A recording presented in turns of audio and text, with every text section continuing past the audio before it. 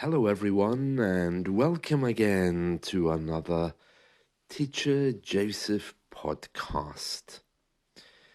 We've spoken before about the importance of breathing, and as you can hear at the moment, all my words are joined up. Many English learners tell me that this is one of the hardest things to do, and that is to take a deep breath in and push the words out at the same time as you're breathing out without leaving spaces, and then take a deep breath and do the same again. Now, we don't always talk like that. I don't go to the coffee shop, take a deep breath, and say, I would like a coffee, please. I think if I did that, they probably would think that I'm in an audition for a Shakespeare play or something like that. But in general, when we are talking, we do kind of control our breathing to make ourselves sound more fluent, along with intonation and just being very careful with stretching the words a little bit. It gives a lovely presentation. It's much better than trying to join the words up with spaces in between them. For us, that's how children speak. So it's just really important that you're aware of getting your breathing right. Because if you get your breathing right and you fill every bit of it with sound, then you know that you're not leaving spaces. So you need to be a little bit careful with that. So it's very easy. You can practice by taking a big deep breath and just trying to push the air out filled with sound. So a big deep breath in and out. If you think of a song, when a singer is singing, you'll notice the words just seem to flow into each other. And so does the music. If you play the piano, you don't play each note individually. C, D, E, F. It would be a very boring song if it was played like that. There tends to be musical phrases where the notes go together. And that's what you're really aiming for when you're speaking. If you listen to a newscaster, a news presenter, then you're able to hear how it works. Now, of course, you don't always want to sound like a news presenter, but if you listen to even English people speaking, you'll hear that the words just seem to flow, even if they don't know what to say. Oh, I'm really struggling to find the words to answer you. Let me think about that. There's no spaces. And that's a very different thing from leaving a silence. So, just listen for a moment to what I'm about to say. I'm about to just read a sentence like a newsreader would, okay? So, deep breath in. Voice up. In other news today at Edinburgh Castle, it seems that vandals have, and then you can say what the story is. Okay, so for example, vandals have damaged the box containing the Stone of Destiny. Now, if I said in other news today, vandals have destroyed the box containing the Stone of Destiny, you would hear there that it just doesn't sound right. It sounds broken, doesn't it? So when you put breathing onto it, vandals today have committed a terrible act. You can hear how my voice changes. Even while trying to get the sentence together, there isn't really a sense of any deep space. It gives a feeling of reassurance as well. So you're all in a coffee shop, you and a group of friends, and you're trying to decide what to have, you know. So, for example, you could say, I'm not sure. I think I'd like a latte, please. That's very different from saying, I do not know. I think a latte, please, which makes you sound like some kind of 1970s robot. There we are. So that's just a little hint on breathing. Just take a big deep breath in and push the breath out. I think part of the problem is that in today's stress-filled world, people are very good at breathing in, but they don't really breathe out. They breathe in and then they hold the breath, only letting it out with things that they feel secure about, because people are stressed. But if you get into that normal way of reading and speaking, it's actually very relaxing, and you don't have to be overly dramatic about it, you know, by using too much intonation. You could begin even with short phrases. With English learners, it's difficult because they often have to rehearse the words in their mind before they say them. So it kind of becomes like, how do I say that in English? And that takes time. But with practice, when you get into the habit of just letting the words flow without worrying about them too much, it forms a greater connection with the person you're speaking to as well, because they can feel the emotion, you know? Anyway, speaking about Edinburgh Castle, it is true that there were vandals there yesterday, and they did indeed damage the case of the Stone of Destiny. Now, I think this actually happened on Wednesday. For those of you who don't know what Edinburgh Castle is, it's a huge castle that sits on the site of an old volcano in the middle of Edinburgh City, which is north of the border. Now, we say north of the border to describe Scotland. So things which happen in Scotland, we say north of the border. And Scottish people refer to England as south of the border. So you may hear on the news, north of the border today, or in the north of the border. At Edinburgh Castle, a group of vandals broke in and damaged the casing of the Stone of Destiny. Now, let me just explain what the Stone of Destiny is. It's a very important stone because our royals used to sit on it when they were being crowned. That is, the Scottish royals. And that stone these days is a huge marker of Scottish life, culture, and independence. It's a little bit strange that few people have heard of this.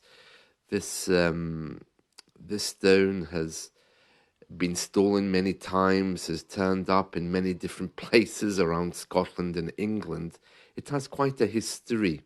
It's regarded as a very sacred stone, and the owner of it, or whoever holds it, is regarded as its custodian.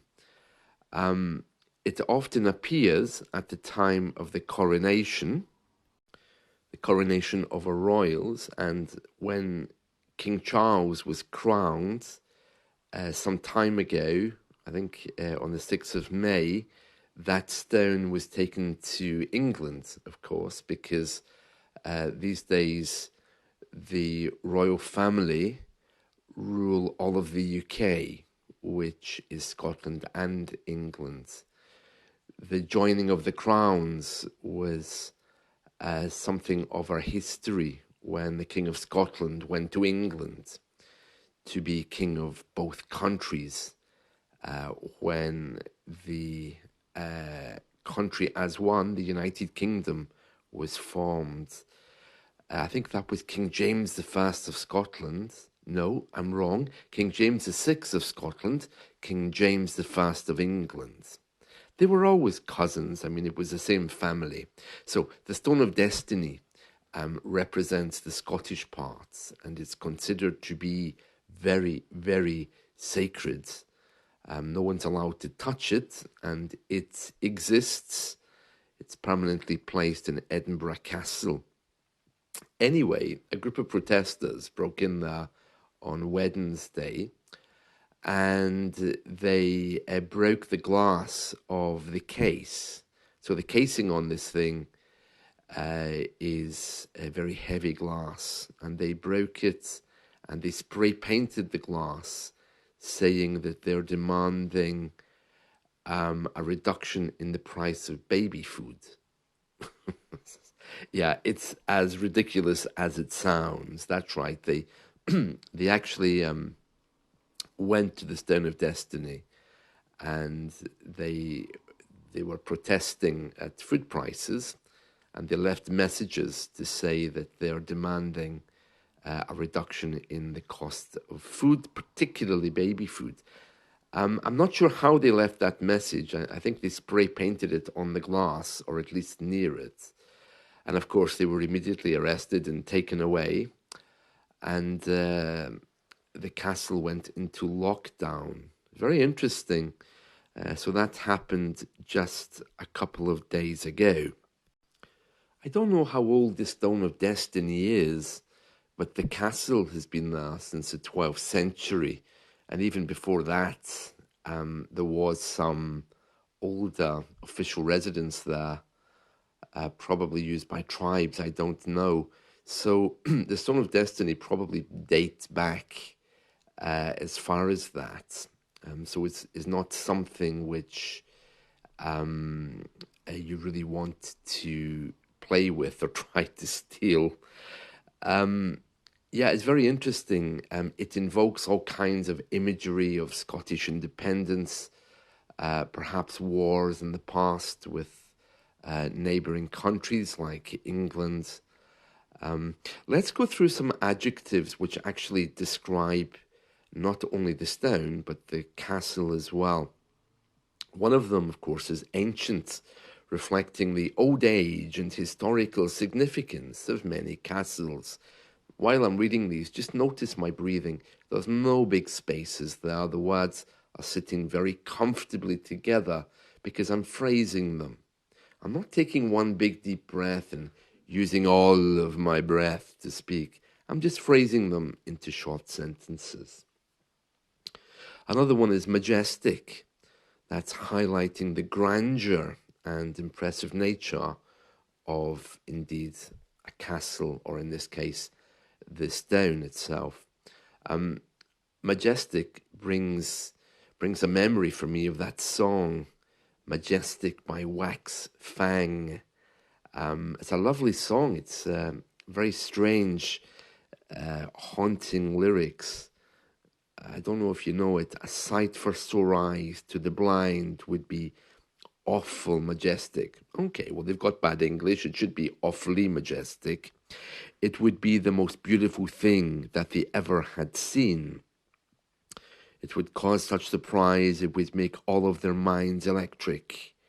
How could anyone tell them that some things are not what they seem?